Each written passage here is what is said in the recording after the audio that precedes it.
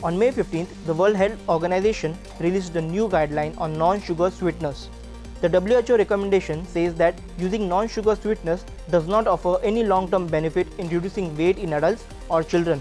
In fact, on the contrary, WHO suggests that due to long-term use of non-sugar sweeteners, there may be potential undesirable effects such as increased risk of type 2 diabetes, cardiovascular disease, and mortality in adults. The recommendation is based on the findings of a systematic review of the available evidence. The first question that comes to mind is what exactly are non-sugar sweeteners? Second, does WHO recommendations apply to all kinds of non-sugar sweeteners? And lastly, what are their substitutes if we can't consume non-sugar sweeteners? What should people with a sweet tooth or diabetes consume if non-sugar sweeteners doesn't offer health benefits and may even lead to certain health problems? We will share all the details, but before, please like and share this video and remember to subscribe to the Moneycontrol YouTube channel. First, we need to understand what all non-sugar sweeteners are. We asked this to a nutritional medicine practitioner, Manjari Chandra. Non-sugar sweeteners are basically chemical substances.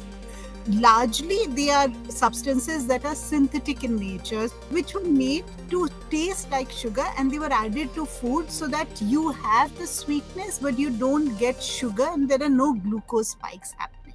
In simple words, non-sugar sweeteners are used as a substitute for sugar. It contains few to no calories but has a higher sweetness intensity per gram than sweeteners with calories. It is commonly used by people trying to lose weight as it helps control calorie intake.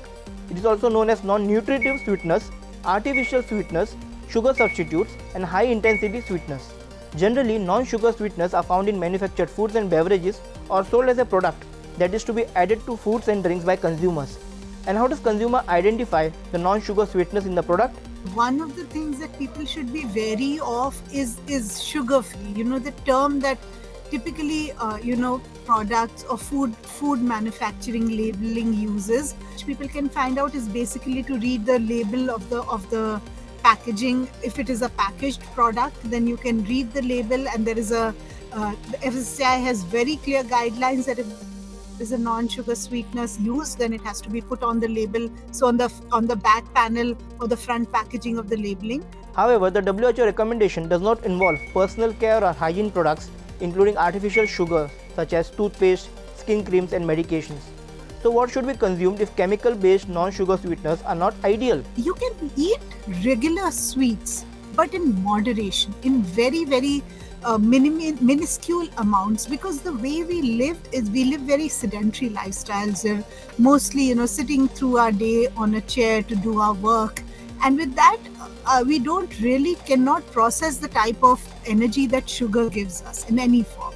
And if people consume a lot of it, they will end up with something or the other, all the way from obesity to a cardiometabolic disorder. People do want to consume sugar or sweet things. They can at least try and choose sugars which are less refined, less processed, and have less problems associated with them. For example, they could pick up palm sugar, date sugar, use dry fruits or raisins and dates in their preparations at home. Also, they could have some good quality honey, which is wild honey. So those are some alternatives. Stevia is definitely an alternative.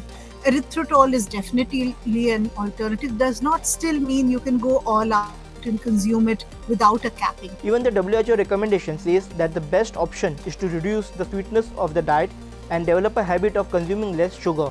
The American Heart Association recommends that women should take no more than 6 teaspoons of added sugar and men should not take more than 9 teaspoons daily. So what do you all think? After WHO recommendations, are you still looking to continue non-sugar sweeteners in your diet? Do let us know in the comments.